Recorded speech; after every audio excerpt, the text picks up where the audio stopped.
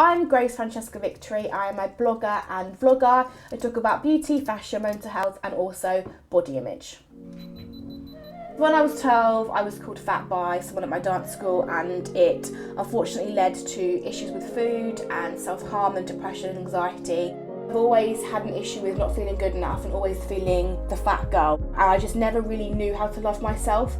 I've always had an issue with the sagginess of my boobs. This boob is a cup size bigger than this one. This is an F cup and this is an E. The world wants you to have perky boobs, doesn't it? So celebrities and other bloggers were talking about boob jobs and fixing their problems, and I thought, I don't want to put out there that you can constantly just pay to have your body fixed. It's better to just love your body for how it is and learn to love it. They're odd, they're droopy, but they're mine, so I love them. For me, it was learning that you didn't have to lose weight or look a certain way to be beautiful. And now I'm here today, and I'm gonna go on a journey and find out about body image and how we can all learn to love ourselves a little bit more. Can we talk about body image? Anyone? Been watching you for so long. Hi, how are you? I'm good, how are you? Hi, how are you? I'm fine, oh my gosh, I love you. Oh, I love you too. These are my insecurities, my boobs. Didn't expect that this time of morning. What is your body hang up? What do you hate? Fat thighs? I haven't got fat thighs. What body part is it? Bum. I didn't like my boobs. Right, why? Because they're really small. Okay, so you got a boob job. Probably my tummy. Why? I don't know, it's not flat. Flat. Seriously, I do think women are far too hung up with magazines. Yeah, social media. Social media. What should we? And women are our own worst enemy. It's nothing to do with men. It's women. We are judging each other. When we see images like this every day, it's no wonder that we compare ourselves. I think there's some truth in what that lady said. We can be our own worst enemies. I'm off to meet a body image expert who I hope will help me find out how you can overcome the struggle for wanting a perfect body. So I did a blog post back in October on accepting my boobs, how I learned to love them, droopiness and all. So I just put myself out there a bit and just tried to come at a different angle. This comment says, I have always felt insecure about my body. Even at a size 0 in college, I felt insecure. A lot of people think that body image only happens to girls who are fat or overweight or chubby or curvy or whatever, when actually body image can affect everyone. It's like, where do we find how to be content? Who teaches us? How do we all learn how to love ourselves with just being who we are at that moment in time? The issue as a whole is that young women and young boys are suffering to look a certain way, but yet they're never really happy when they get there. It'll be interesting to find out how we can actually move forward and why we're so hard on ourselves.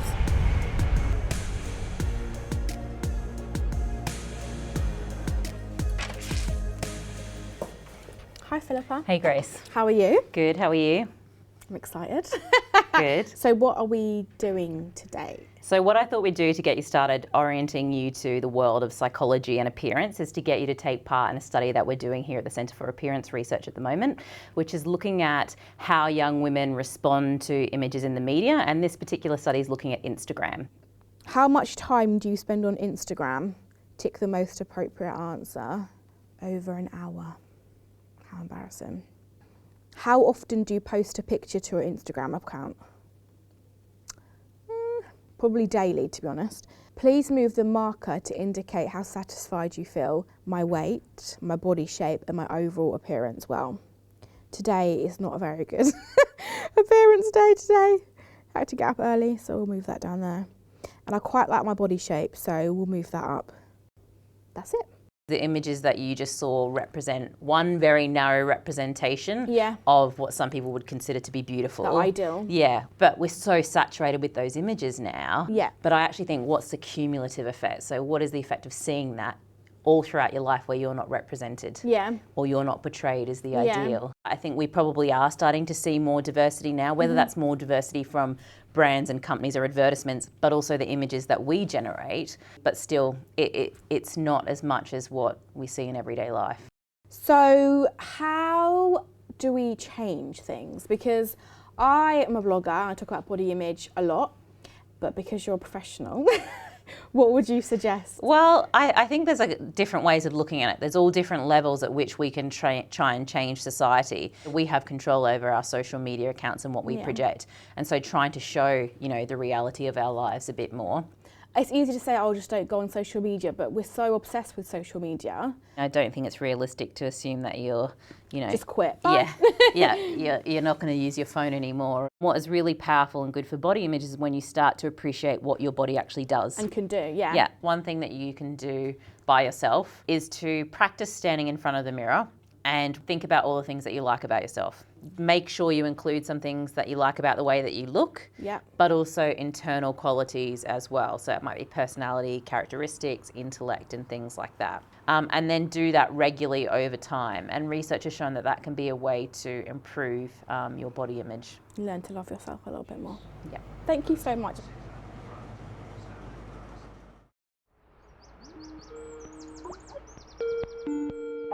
Hi, Dr. Seitz. It's really nice to meet you. How are you?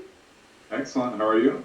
I'm good, thank you. I'm happy that you're joining me today to discuss body image. What do you do in terms of your work in relation to body image? We've done some experimental work about factors that contribute to body image concerns among women, and more importantly, have done probably about 20 years of research on prevention of body image issues. So what are like the neuro responses when we look at a certain type of woman that the world tells us is beautiful?